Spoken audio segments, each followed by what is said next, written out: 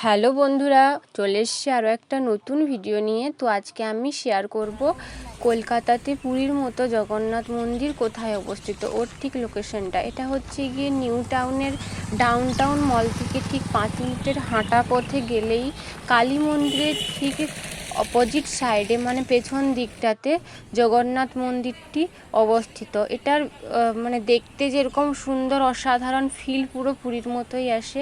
এটা অসাধারণ একটা স্ট্রাকচার বলতে পারো। ও এতে পুরো অনেক অনেক ফুলের গাছ থেকে শুরু করে এখানে মানুষ বিকেলে সময় কাটানোর জন্য বসে থাকে। নানা রকমভাবে মানুষ সময় কাটায়, প্রসাদ বিতরণ হয় সন্ধ্যের ঠিক আগেটায়। এখানে মানুষ প্রসাদও গ্রহণ করে থাকে এবং এছাড়াও এখানে অনেক মন্দির রয়েছে এর একদম পাশের এলাকাতেই।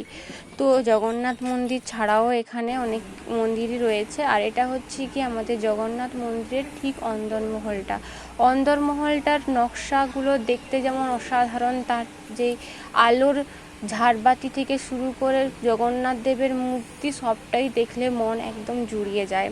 তো হ্যাঁ বন্ধুরা, এই ভিডিওটা যদি তোমাদের ভালো লেগে থাকে তাহলে অবশ্যই আমার চ্যানেলটিকে সাবস্ক্রাইব করে দিও, লাইক করে দিও এবং কমেন্ট করে দিও। দেখা হচ্ছে পরের কোনো ভিডিওতে। আজকের মতো টাটা।